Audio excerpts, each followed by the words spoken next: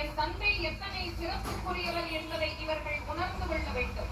காரணமே, உன் வித்தைகளை எல்லாம் நீ காட்டு, அதன் பின் நான் யார் என்று உனக்கு காட்டுகிறேன் என்று உணர்த்துவதற்கு ஆடாத அசையாத நிற்கின்ற முருகப்பெருமானின் முன் வந்து நிற்கின்றான் தாரகன்.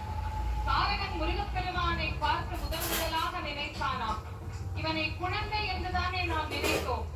ஆனால் குழந்தையாக இருப்பவன் நம்மை கண்டு பயப்படவே இல்லையே. அப்போது இவனிடத்தில் நம்முடைய மாயை பலிக்காது போய்விடுமோ என்று எண்ணிய அவனின் எண்ணத்தை முருகப்பெருமான் மாற்றுகிறார். ஏனெனில் அந்த மாயையும் அழிக்க வேண்டும் என்பதற்குத்தானே அவர் வந்தார். மாயையை விட்டுட்டு எப்படி மக்களெல்லாம் அழிக்க முடியும்? அதனால சுவாமி என்ன பண்றார், தாரகனை கொஞ்ச நேரம் சுற்ற விட்டு பார்க்கிறார். அதன் பின் முருகப்பெருமான் பகைவரிடத்திலே அவனையும் பக்தனாக்க என்ன வழி என்பதை நமக்கு காட்டும் வண்ணமாக நிகழ்ந்ததுதான் இந்த தாரகவதம். இதற்கு பிறகு சிங்கமுகன், அவனுக்கு பிறகு சூரன் என இன்னும் பல ஆயிரக்கணக்கான அசுரர்களை சந்தித்தாலும் என்றைக்கும் முருகப்பெருமான் அமைதியாக ஆனந்தமாக நம் எல்லோருக்கும் காட்சி வந்த அருள் புரியக்கூடிய அற்புத கடவுளாகவே இங்கு நமக்கு எழுந்தருளி இருக்கின்றார்.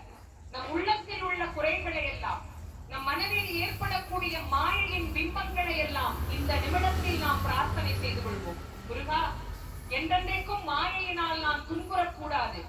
என் மனதில் இருந்து இந்த மாயையின் எண்ணத்தை நீ மாற்று. இவை அனைத்தையும் நீக்கிவிடு. என்றும் நான் உன் திருவடி பணியக்கூடியவனாகவே இருக்கிறேன் என்பதை முருகப்பெருமானிடத்திலே நாம் பிரார்த்தனை செய்யலாம். அந்த தலை அசைகின்ற வேகத்தை பார்த்து நாம் ஏமாந்து போய்விடக் கூடாது, இது நிலைத்து நிற்கும் என்று.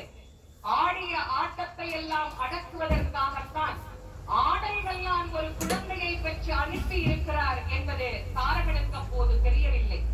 அவர் கையிலே இருக்கின்ற ஆயுதங்கள் எவ்வளவு வலிமையானது என்பதையும் அவன் உணரவில்லை.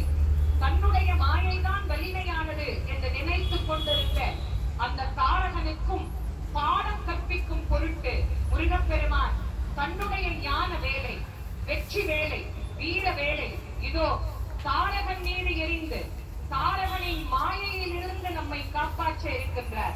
வெற்றிவேல் முருகனுக்கு, வீரவேல் முருகனுக்கு, ஞானவேல் முருகனுக்கு, சக்திவேல் முருகனுக்கு, செந்தில் நாதனுக்கு, ஜெயந்தி நாதனுக்கு, சுப்பிரமணிய சுவாமிக்கு, திருச்செந்தூர் முருகனுக்கு, தனிமை நாதனுக்கு, பாலசுப்பிரமணியனுக்கு, பள்ளி மணாளனுக்கு, கார்த்திகேயனுக்கு, தண்டாயுதபாணிக்கு, சுவாமிநாத மூர்த்திக்கு, திருச்செந்தூர் சுப்பிரமணியனுக்கு, சோலைமலை தேவனுக்கு, செந்திமலை குமரனுக்கு, செந்தில் வேலவனுக்கு, தேவசேனாதிபதிக்கு, செங்கதிர் வேலனுக்கு, முத்துக்குமரனுக்கு, செந்திமலை முருகனுக்கு, குன்றத்தூர் குமரனுக்கு, மயிலம் முருகனுக்கு, மருதமலை முருகனுக்கு,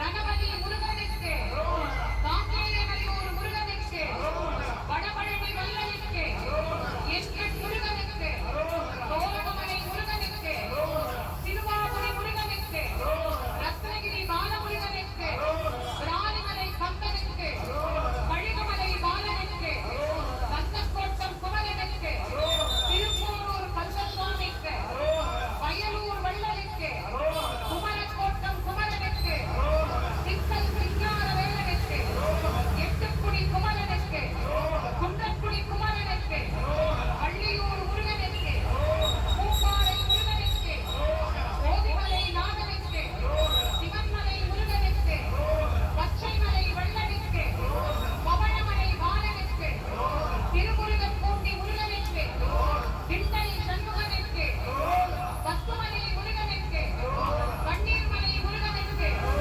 கல்லுமலை முருகனுக்கு, நல்லூர் கந்தசுவாமிக்கு, கதிர்காம கந்தனுக்கு, மாவிட்டபுரம் கந்தசாமிக்கு, செல்வச்சந்திரன் முருகனுக்கு, செந்தூர் முருகனுக்கு, பாலதண்டாயுதபாணிக்கு, செந்தில் ஆண்டவனுக்கு, சுப்பிரமணிய சுவாமிக்கு, பூஜாமூர்த்திக்கு, ஜெயந்திநாதனுக்கு, பழனிமலை பாலனுக்கு, இதோ முருகப்பெருமானுடைய வெற்றிவே வீரவேலாக புறப்பட்டு தாரகனை வதம் செய்ய இருக்கின்றது.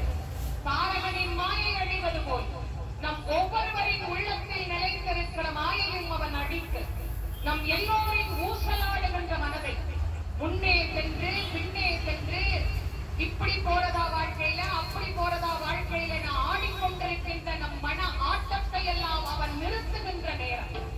நம் மனத்தை ஒருநிலைப்படுத்தி நம் எல்லோருக்கும் வாழ்க்கையில் வரத்தை வாரி வாரி வழங்க இதோ வேல் புறப்பட்டு வருகின்றது. வெற்றி வேல் முருகனுக்கு, வீரவேல் முருகனுக்கு, ஞானவேல் முருகனுக்கு, சக்கரவேல் முருகனுக்கு, முத்தட்டவேல் முருகனுக்கு, முத்துவேல் முருகனுக்கு, மந்திரவேல் முருகனுக்கு, ரத்னவேல் முருகனுக்கு, மரகதவேல் முருகனுக்கு, மாணிக்கவேல் முருகனுக்கு, வஜ்ரவேல் முருகனுக்கு, செந்தூர் கந்தனுக்கு, செந்தில் ஆண்டவனுக்கு, சுப்பிரமணிய சுவாமிக்கு, ஜெயந்திநாதனுக்கு, பழனிமலை அழகனுக்கு, ஆவினன்குடி முருகனுக்கு, சஷ்டி பிரியனுக்கு, சண்முகனுக்கு, வள்ளி தெய்வயானை நாயகனுக்கு, கபழ்கடவுள் முருகப்பெருமானுக்கு, திருச்சீவலைவாய் முருகனுக்கு, நம் எல்லோருக்கும் வாழ்வு கொடுக்கும் வள்ளல் கலி உலகத்தின் கந்தக் கடவுள் நம் அனைவருக்கும் அருள் புரியக்கூடிய அற்புதமான அந்த நாதர் இதோ நம் அனைவரையும் ஆட்கொள்ளும் பொருட்டு நிதானமாக மாயை அவ்வளவு சீக்கிரமாகவா விழுந்துவிடும். எப்போது அவன் தலை விழப் போகிறது என்று நாம் எதிர்பார்த்து காத்திருக்கின்ற நேரத்தில் கூட முருகப்பெருமான் பதட்டமே இல்லாது நிறுத்தி நிதானமாய் அவனுடைய உயர்வு உலகத்திற்கு தெரிய வேண்டும் என்று பகைவரின் வலிமையை காட்டிக் கொண்டிருக்கின்ற நேரம் இது. முருகனை எதிர்த்தால் அவன் சாதாரணமானவனாக இருக்க முடியாதே, அவன் வலிமை படைத்தவனாகத்தானே இருக்க வேண்டும்.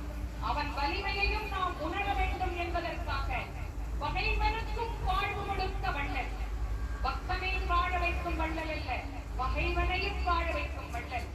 அந்த வள்ளலான கந்தக் கடவுளிடத்தில் இருந்து 1000 புறப்படுவதற்கான வேலைகள் தயாராகி கொண்டிருக்கின்றது.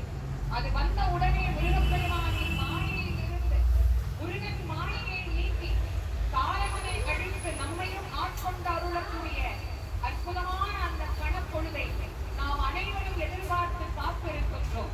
நீலச் சிகண்டியில் ஏறும் பிரான் எந்த நேரத்திலும் கோலப்புறத்தையுடன் வருவான். குருநாதன் சொன்ன